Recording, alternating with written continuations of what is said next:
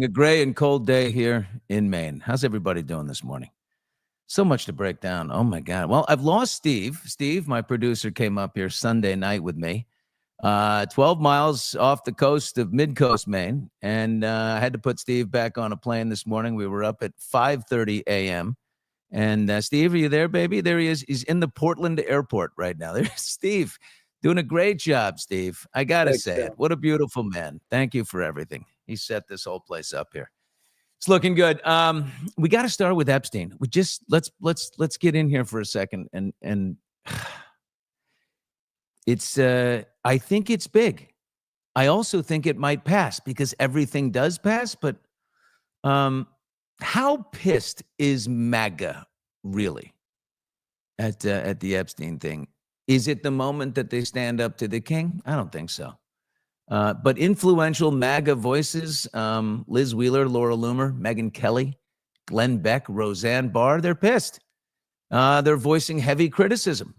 They're calling it a betrayal. You said there was going to be transparency. You said you were going to share the Epstein file. They're calling it an overlay of incompetence.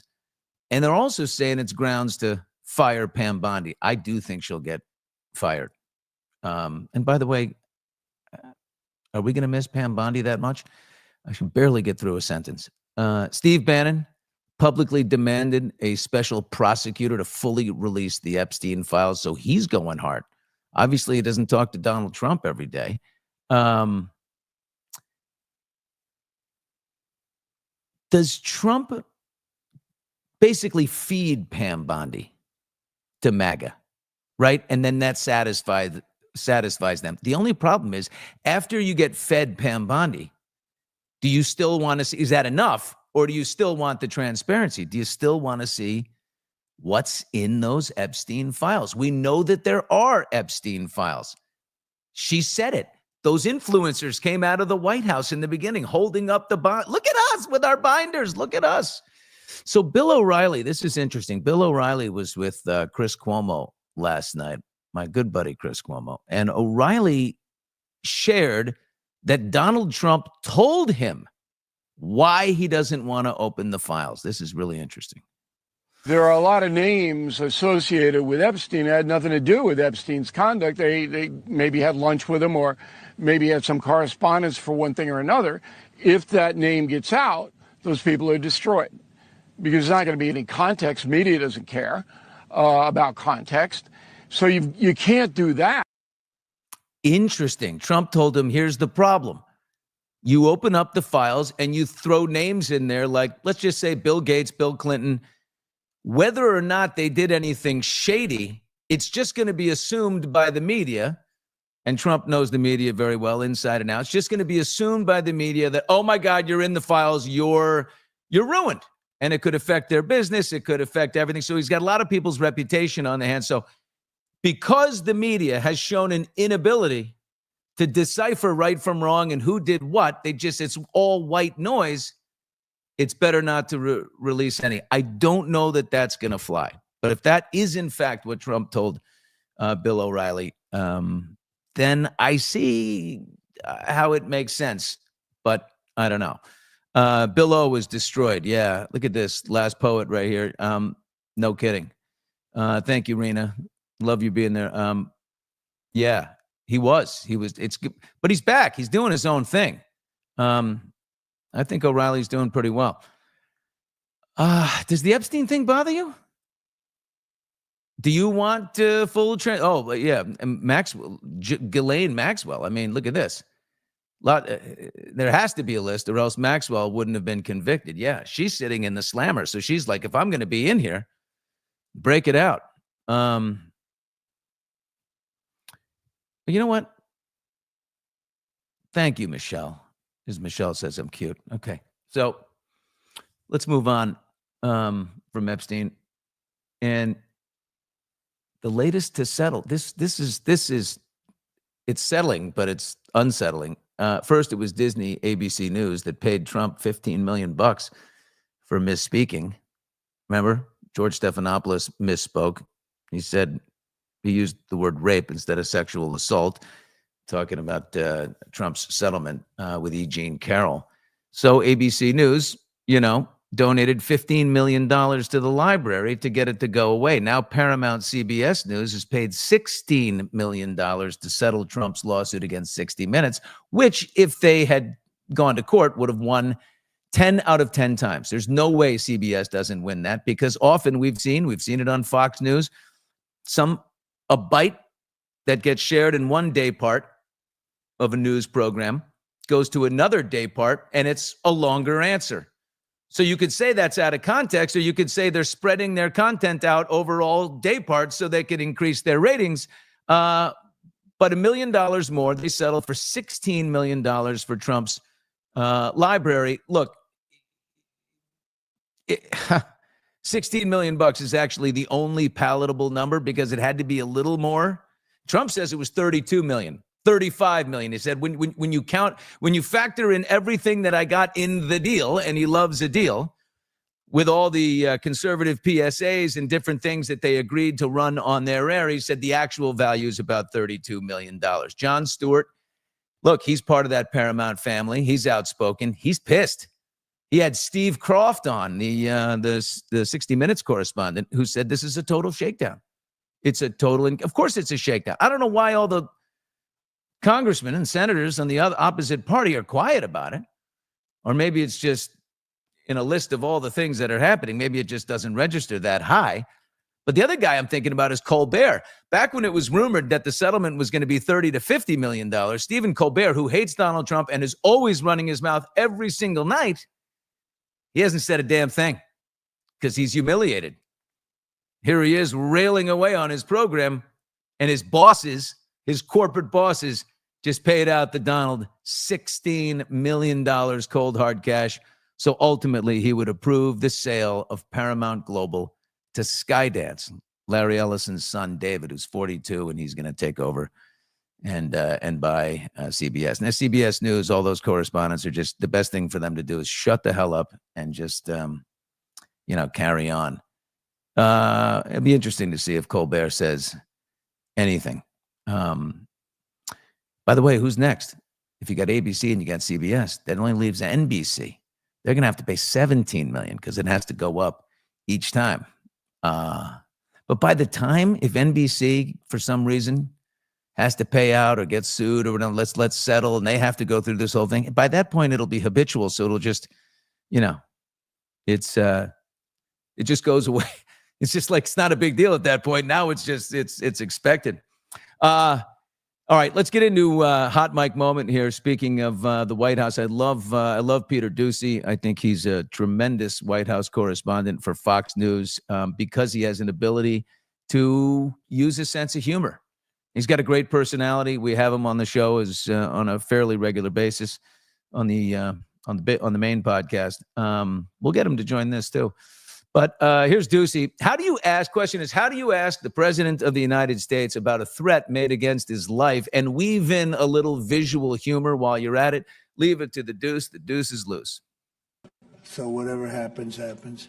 And now, a few weeks after the strikes that you ordered on the nuclear facilities in Iran, there is an Iranian official who says you, President Trump, have done something that he can no longer sunbathe in Mar-a-Lago. As you lie there with your stomach to the sun, a small drone might hit you in the navel. It's very simple. Do you think that's a real threat? And when is the last time you went sunbathing anyway? It's been a long time. It's been a long time. I don't know. Maybe I was around 7 or so. I'm not too big into it. Not too big. Yeah, I guess it's a threat. And when is the last time you went sunbathing anyway? Reminds me of this time on Access Hollywood Live back in the day. I was doing the show, and we were talking to Trump in 2015, and Kit says to, out of nowhere, she says to Trump, she goes, Trump, now, Mr. Trump, I guess you got to ask you, I just spoke to Melania the other day. No, you didn't. Just spoke to Melania the other day. She said you have unbelievable legs, beautiful legs. How come we never see them? And he goes, it's true, actually, very true. I have a very beautiful body. And he was dead serious. He was like, I have a very beautiful body. And, I do get them out occasionally.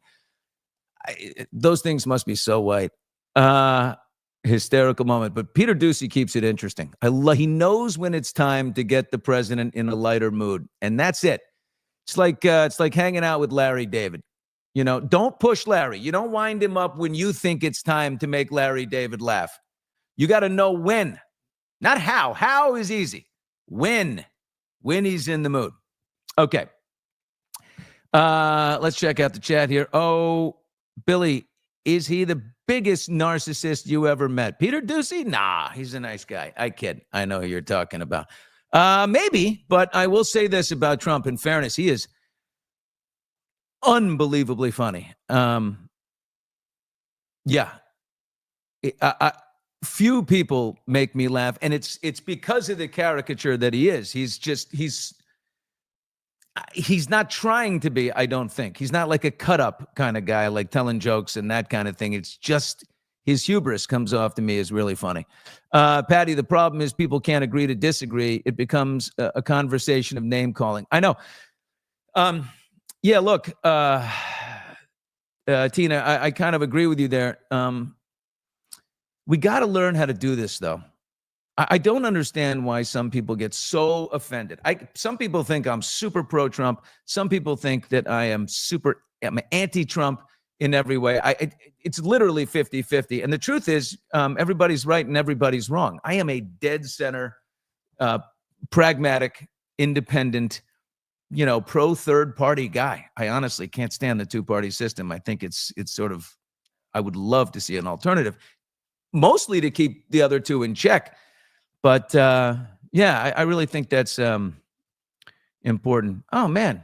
What's up, South Africa in the house? Thank you for Elon. He's doing a great job over here.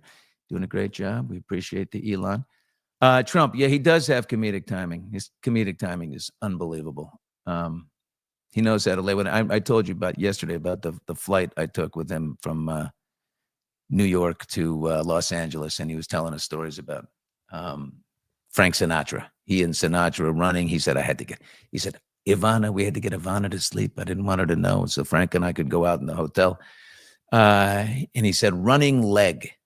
So he and I could go running leg. I'll never forget that. Okay.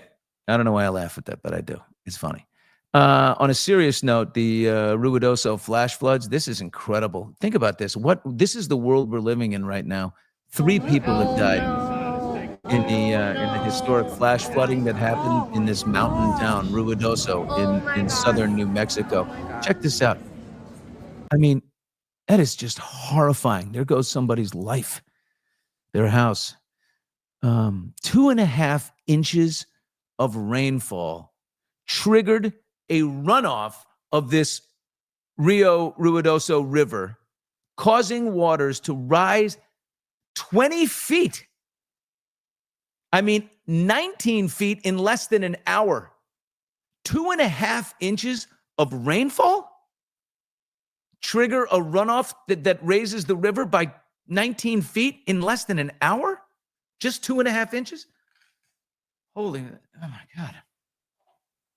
I mean, it's just horrifying. I think about these people. I feel so bad for them. It's incredible. Yeah, back to the previous topic there. Patty, talk politics without name-calling and bullying. Join a debate club. Once you insult, you lose the debate. Yeah, I just think that no one's opinion is ever, it's ever threatened me. There's nothing someone can feel, think, believe. Even I have a daughter who's 20 years old, and she's like a socialist. She's like super progressive liberal. She's like, Zoran Mamdani, he's the best. Free housing. All this. She's so pro. And I said, you know what? Maybe we'll do a little segment with her and bring my 20-year-old daughter, my liberal daughter. Okay. She and I talk about everything. I don't, nobody shuts down. She gets a little hopped up, but, it's all good. All right, let's get into some coffee talk here, right? Some lighter stuff. Love Island. Yeah, they're set up for some overdue diligence. they've decided to hire better background checkers due to the double racist comments problem they have. Yulisa Escobar, as you know, the woman on the left there, she had to go in the second episode for using the N-word a few years ago. She said she issued her apology and said, I didn't fully grasp the impact of the word. Really? That's the one word you should be able to at least somewhat grasp the impact of. Sierra Ortega goes on day 26 last Sunday, and she used the word, it rhymes with stink for Asian people. She was talking about her Botox and how it made her look. And so, she's a habitual offender, though. Did it many years going back to 2015. She sort of regularly used the word. I thought that there's no way to me that these producers don't know everybody's timeline. Don't tell me you need to go hire better background checkers. I think you have background checkers, and they might be looking exactly for that. Like, hey, we've got a good one. And around, week 3 of the show, it'll probably come out, and it's all part of the drama. I mean, I hate to be a conspiracy theorist, but there's just no way you don't look into somebody's timeline. It takes no time at all. Tom Brady and Sofia Vergara, what do you guys think about this as a relationship? Everyone's saying it. So I did Google search. Check this out. Bring it up. I didn't. Page 6, TMZ, Yahoo, and Outkick. Each one of them had a. Look at this. Each one of them had the story. Which one would you read? Go to the bottom right corner. Everyone's saying basically the same thing. Bottom right corner. Tom Brady and Sofia Vergara are very clearly having a ton of sex this summer. That's the one I'm going to click on. Right? So I did. And here's what they wrote. We all know what that means, right? So they met on this yacht, the Luminara, which the Ritz-Carlton kind of put out there. It's a luxury yacht. And so they invited a bunch of celebrities to take the maiden voyage so people would see it on Instagram and social. And that's how they promote it. And so Tom Brady apparently moved over, according to page 6, moved to sit next to Sofia, made a hard move to sit next to her. Outkick writes, we all know what that means. Come on. Let's take the kid gloves off here for a second and act like adults who've had sex. This is a summer bang, plain and simple. A summer hookup between two horny folks who are both coming off a divorce. This guy, it's textbook stuff, really. Sophia's hot. Tom's hot. They're both rich. They're both single. They're on a yacht. Wow. They're bored with their lives. I don't know about that part. So naturally, Tom makes his move and sits next to Sofia for dinner. After a couple hours of whining and dining, it's off to the bedroom quarters to bang one out. To bang one out in the middle of the sea. This is taking some serious liberties here, but they are very beautiful. And maybe, I think Tom, I thought he was more on the much younger women train, but it's nice to see that because they're about the same age. No, she's older. Sophia's definitely older than Tom Brady. I think Sean right there says it. At least she's not like 30 years younger than him. Sean, you're a man saying that. People are going to like to hear that. Yeah. It's age appropriate right there for sure. But I think Tom's like 48, 47, 48 maybe. And she's 55? I think she's about the same age as J-Lo.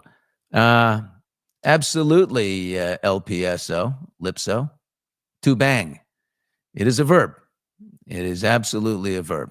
Finally made a live stream. Hey, Celeste, welcome to the house. Good to see you. Cougar. Who's that? Kel Dubs. Yeah, Cougar for sure. There's a cougar that lies in all I want. There's a little cougar in me.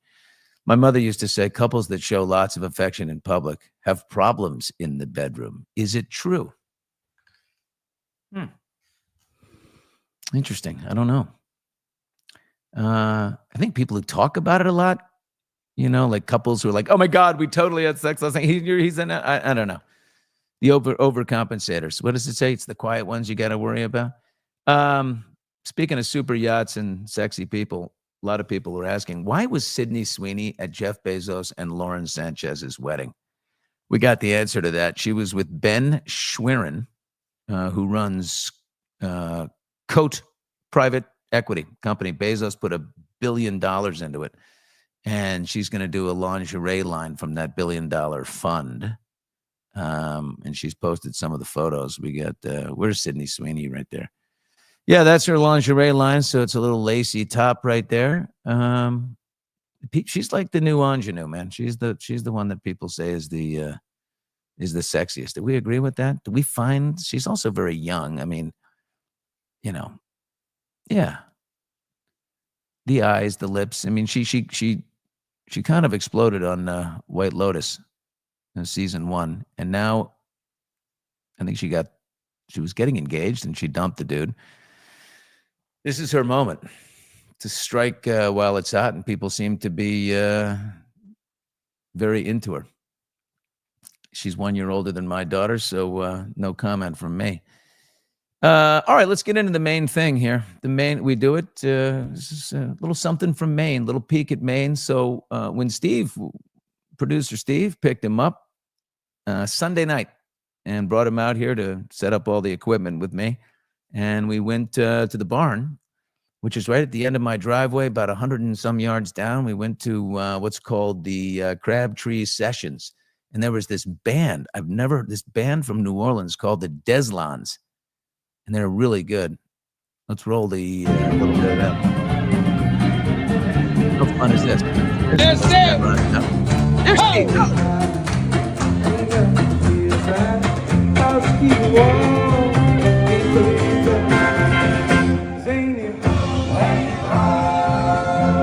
Guys, have fun or what?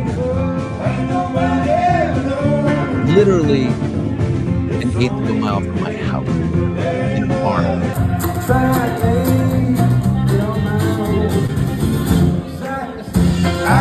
God, those guys are good. The Deslons, and they're from New Orleans, all the way up to the Penobscot Bay in Maine. That's crazy. Aubrey Plaza as Jen McCabe. Wow. But she's going to have to audition against Leslie Bibb once we dye her hair brunette. Absolutely. Actually, very good.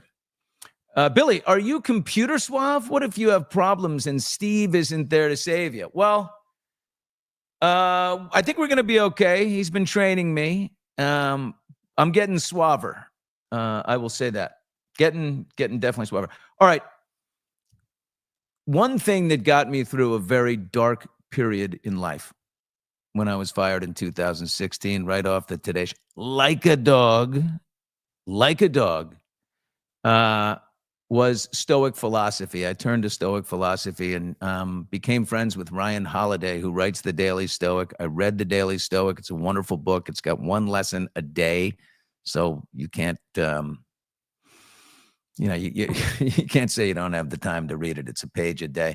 But today's a good one. What is regret? Here's a question. What is regret? 2 elements must therefore be rooted out once and for all. 2 elements must therefore be rooted out once and for all: the fear of future suffering and the recollection of past suffering, since the latter no longer concerns me and the former concerns me not yet. Right? Like, why would you worry about something that hasn't happened yet? And letting go of the past is, trust me, is very hard. But it's really good stuff. And I read it every day. Here's a nice piece of news. HBO Max is back. Why did we call this streamer Max? It's a terrible name. HBO is an unbelievable brand. Sopranos, 6 Feet Under, Sex and the City, iconic shows. And they unloaded it? It's unbelievable.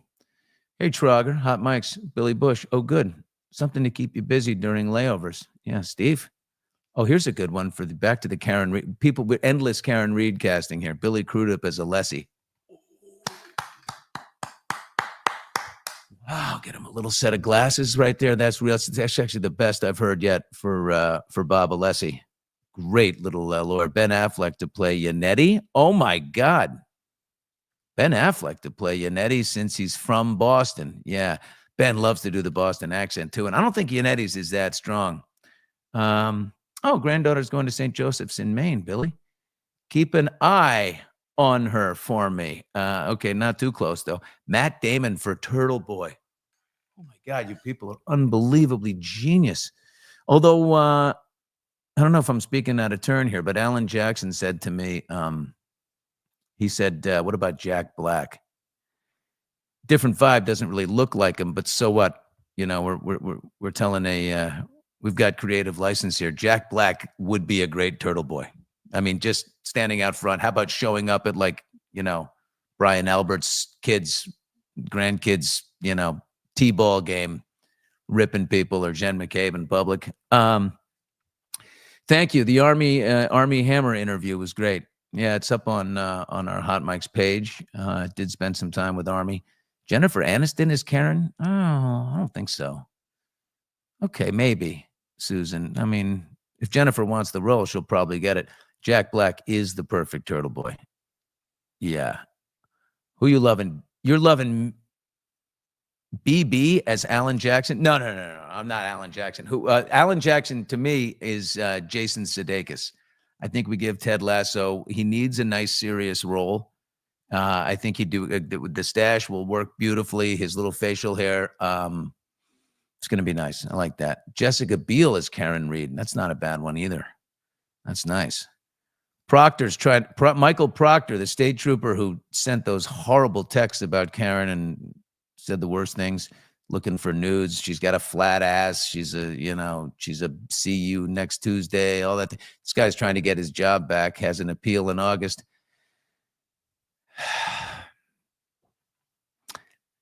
I believe in second chances, but I think he is I don't know. I think he's a corrupt guy. Can he show remorse and become a force for good? I don't know. Let the man have his hearing. But yeah, he's a pretty awful guy. What did I miss today, Steve? What did I miss? Anything good? What did I... Have I... Bill, I think we did Maher. No, Bill Maher. I love what Bill Maher said about being a father. My father was this guy, and I'm worried that I have become the other father. Tell me he didn't hit the nail on the head about what we need from dads. Roll it. This is why the traditional dad, the trad dad, needs to make a comeback. Not all the way back to the 1950s psychopath who never said he loved you and hit you with a belt, but just back to the dad who believes that because I said so is a perfectly legitimate answer to any question a child may have. Just back to the dad who would never say anything as stupid as, my kid is my hero, or where do you want to eat dinner, or one more story and then we really have to start thinking about going to bed, okay? Trad dads don't negotiate. They say, you will apologize to your mother. Don't make me turn this car around. Some things just happen because life is unfair. Clean your room, be quiet, the adults are talking, and it's not all about you. Mostly, a trad dad knows he's your parent, not your friend. Hey, buddy isn't in his vocabulary. He isn't your emotional support animal. He's simply a guy who understands the job, to raise an adult who can survive in the wild.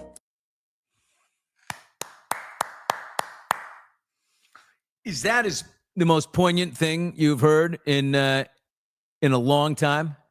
Bring back the trad dad. 100%. Old school parenting. I believe it. That's right there, Leanne. That's your father. Yeah, that's my father too. I got to say though, I mean, my father was the most gentle, loving soul, kind, sweetheart. He wore a little top hat. If you've followed in my life, you've maybe seen some pictures of Dad. And but he belted me 3 times. I mean, took the leather belt off of his waist, and he whooped my ass. And I gotta say, I deserved it every time. I totally did exactly the opposite of what he told me to do. I defied him in every way. It hurt him more than it hurt me. That's not just a saying. I know it hurt him more than it did me. And I don't know, but he was definitely, I used to call my mom dude as a kid. I'd be like, dude, why are you being so, I mean, what an annoying little guy, right? Calling your mom dude. And he would go off on me. I'm late. I'll have to replay Skeeter. Yeah. Okay. The belt. Oh, God. Who got the belt? Holy shit, the belt is bad. Yeah, my dad was truly a good man, says Sean. It would get me the belt all the time. Yeah, well, listen, I didn't get it a lot. I got it 3 times in my life, and I definitely deserved it every time. Absolutely. Yeah, it does. Danielle says it's true. It hurts them more. I mean, I never gave the belt to my kids because they're girls. I probably would have if they were boys. I don't mean to separate out like that, but I couldn't do it to little girls, and I know it worked with me. So I basically, as a parent, repeated everything my father did. So why wouldn't I repeat that too? My Papa Bear's the epitome, just like your dad, Billy. Yeah, I miss my old man. What a great guy. Up here in Maine, he loved it up here. I hope Rachel got the belt. Rachel, oh, look at that sweet face. Who would belt you? Oh my God, look at in school. I will say I had a teacher, Miss Lee, not a Mrs. No, I don't think she was married. Who would marry her? And she took a ruler and she cracked it over my head, a wooden ruler. I do remember that. That is fucked up. How do you crack a wooden ruler over a kid's head and get away with it? Oh my God. They still paddle at the town over from where you are? Wow. How can you paddle this day and age? There's no chance. Florida, you can paddle, huh? Wow. A fly swatter? The yardstick? The nuns are tough. My dad stopped spanking, says Trogger, when I peed my pants on his lap because I was so scared. Yeah, that'll show him. Get off me, Pop, or else I'm going to take a leak on you. One time when I was little and my dad was giving me the belt, he said, I knew it because I heard my brother in the other room and he was like, what? Yeah. I'm like probably 10 years old. I put on all of my hockey equipment. I was playing, ice hockey on the weekends. And so I just pulled out all my gear and I put all my hockey equipment on. And Dad said, Billy, you're next. Come in here. And I went down to his room and I walk in with all my hockey gear on. He burst out laughing. He goes, Jesus, what the hell? I'm like, did it work? Maybe I'm out. And he made me take off the gear and proceeded to whoop my ass as I deserved. Oh, God. All right. I'm going to try something here before I just sort of wrap it up. Okay. You ready for this? I'm going to tell you my favorite Maine joke. You got to stick with me now. Pay attention. This one has to do with old Ronnie and Wilbur. A couple old lobstermen. They live up there in Bar Harbor. And they love to hang out every Thursday night. They go down to the Veterans Hall and they drink beer together.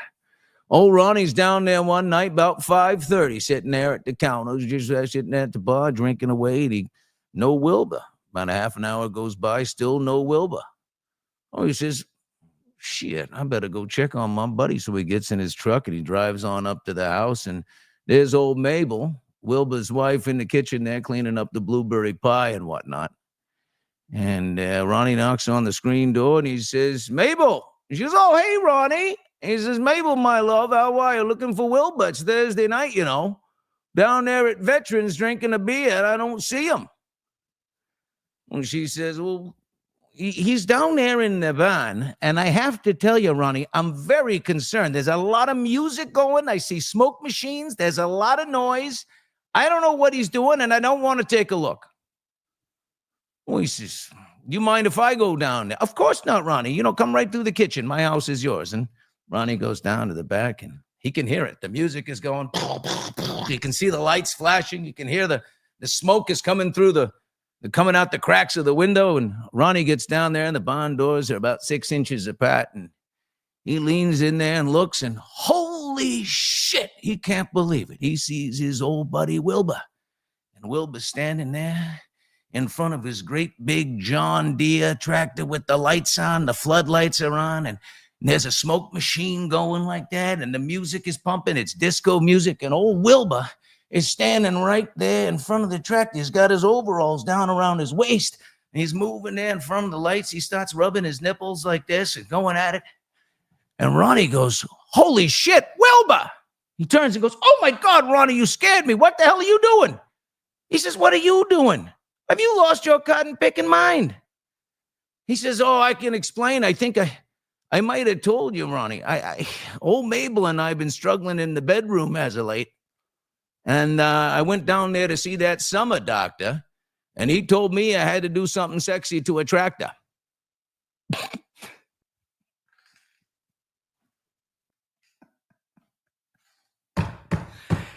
It took a lot of effort.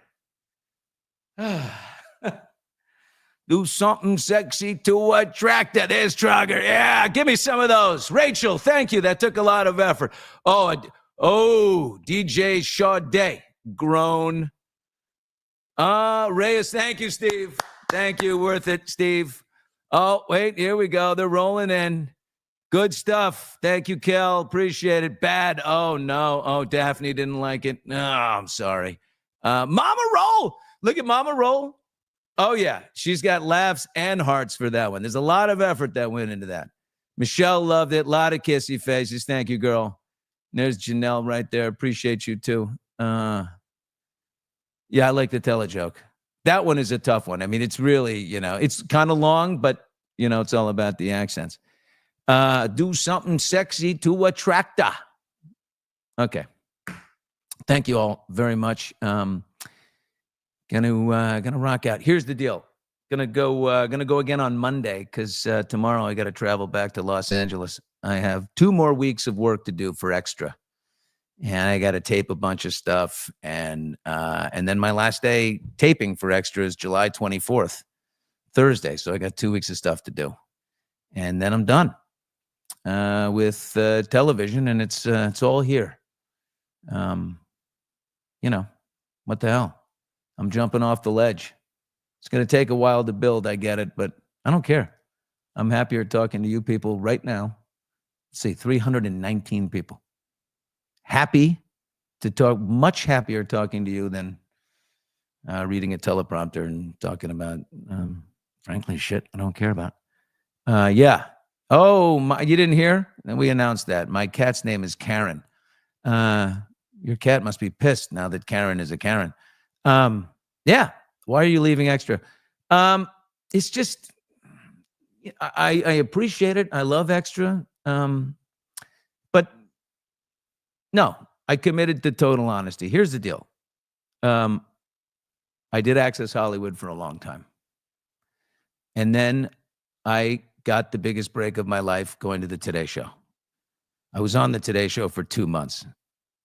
They had a chance to take out Donald Trump, and they did it. I didn't know what was going on. In the end, it didn't work. He became president, but they fired me for association. Even though I was associated, I was working for them when I did. It was, I'd worked at NBC for 15 years. But anyway, I got fired after 2 months on the Today Show. And I was out of work for 3 years, and then Extra took me back. But it was the same thing. I had gone from entertainment news. It was time to go on to the next level, and I really, really mapped out that move hard. I worked the right sources and everything, and I got the leverage that I needed to go to the Today Show, and the whole plan was to take over the 9 o'clock hour and build basically a Regis Philbin-type talk show. And I was like, that's it. This is the dream. And Noah Oppenheim was the president of the Today Show at the time, the GM, and he and I went out to dinner at Giorgio Baldi in Santa Monica, very fancy, nice Italian restaurant, and we mapped it out, and he hired me. And I went, and then that's it. And so that was my big break. I was going to just rock out. And then 3 years in isolation, I finally got hired by Lisa G at Extra And I've just been doing the same thing for 5 years, and I don't feel like it's going forward, right? So, like, what do you do? Like, keep taking the, it's a decent check. It's not anywhere near what it was at Access Hollywood or the Today Show or any of that. So I make about 40% of what I made in 2016. Still, I mean, it never went up, and it's not going up. Extra access, all these things. Nobody's getting a raise, and most people are getting laid off. So if I were to stay, it would have been like a big pay cut too, because they just, there's some people have got let go, and it would be another massive pay. And I couldn't do it. Like, I'm going to get a 50% pay cut to continue doing this. No. So what I did was I put my own money into hot mics. I said, if I invest in things like, I don't know, like, Doctors on Demand, that's something I invested in. I don't know, how's that doing? I have no idea. But if you make a little, why not, bet on yourself? So raised a little money. I got some good sponsors to help me to help me do it. LA Golf, I love you. Thank you. Venbrook Financial, we got a couple more coming in. Things are kind of starting to happen. I got enough money to pay Steve. Can pay Steve and those beautiful girls that Steve has and that lovely wife. There he is. Beautiful Steve. And we're sort of building it. And that's exciting. It's terrifying, but it's exciting. So you tighten your belt and you bet on yourself and you hope it works. And that's it. Oh, Wimbledon. Yeah, I got to get to Wimbledon. Watch a little of that. I got a golf tournament today on the island here. We have a small little 9-hole course. I don't want to brag, but I am the reigning club champion. Yeah, does it come with a little extra respect on the island? No, it doesn't at all. Anyway, I love you guys. This is really fun. Really enjoyed doing this. There's Sheila Shaughnessy. Sheila, what you got there? Didn't deserve your shame on that? Oh, I don't know. Life's a shit sandwich, right? You eat it or starve. I will say this. The general manager of the Today Show, the guy that ended up he didn't fire me. His boss, Andy Lack, was the chairman of NBC News at the time. He's the one that, I think he's the one that had to give the okay to the leaking of the tape and the whole thing. That guy I can't stand. He's a piece of shit. But Noah, who worked for him later, 6 months later, when I was on the couch, he texted me and it was like, if you never speak to me again, and hate me for life, I understand. I'm crushed over what happened. We made the decision too quickly. Things happen. And this is what happens in our culture, right? Things just happen so quickly. Like, oh shit, we got to fire Billy Bush. Instead of like, just chill for a second. And he just said, I'm just so sorry. Everything happened so quickly. I'm like, well, at least you've had the balls to say you're sorry. And I said, so I actually don't have any, I understand. I understand how things work. And no one expected you to be a superhero, but so, you forgive everybody. It's better for you. All right. That's it. Friday, big travel day tomorrow, all the way back to LA, but back on Monday from LA, 7 Pacific, early, but love it. Look at Mama Roll. I love that name, Mama Roll. You got this. It's your time. I hope so. Yeah, I believe so. You got to believe it, right? Anyway, thank you kindly. And Steve, what can we give me that little main thing that you edited together with my boat in the end and the whole thing.